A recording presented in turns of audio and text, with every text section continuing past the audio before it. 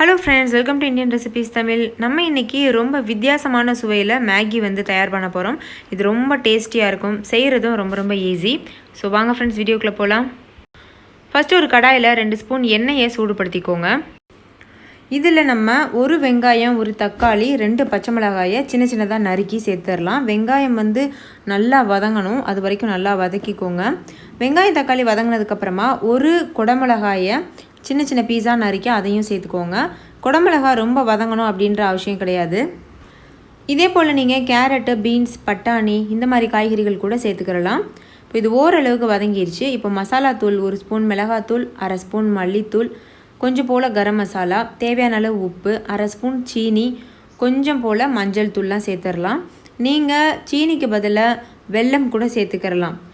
இதையும் சேர்த்து நல்லா வதக்கிக்கோங்க. இப்போது நல்லா வதங்கிடுச்சு. இது கூட 2 முட்டையை சேர்த்துடலாம்.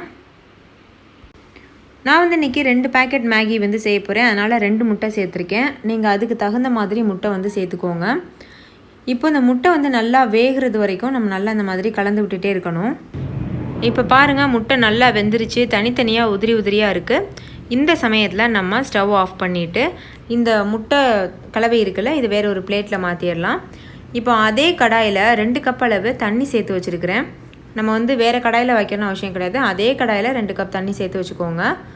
இந்த முட்டையை வந்து நான் வேறு ஒரு பிளேட்டில் மாற்றி வச்சுருக்கேன். இப்போ இந்த தண்ணி நல்லா கொதித்து வரட்டும்.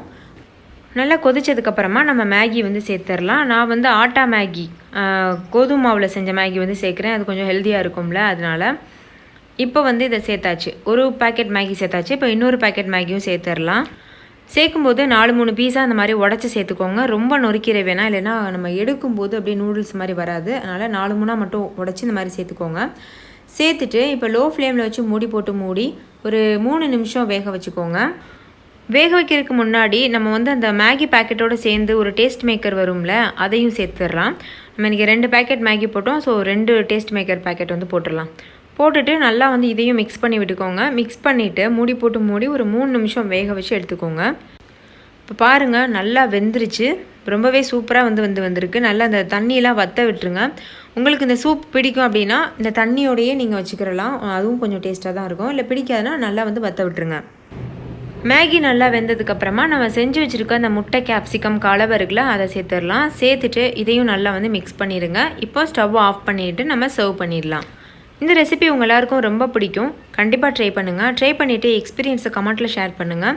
வீடியோ பிடிச்சிருந்தால் லைக் பண்ணுங்கள். உங்கள் ஃப்ரெண்ட்ஸ் கூட நிறைய ஷேர் பண்ணுங்கள், ஸோ அவங்களும் பார்த்து பயன்பெறுவாங்க. இன்னொரு சூப்பரான ரெசிபியோடு நான் உங்களை சந்திக்கிறேன். தேங்க்யூ, பாய்.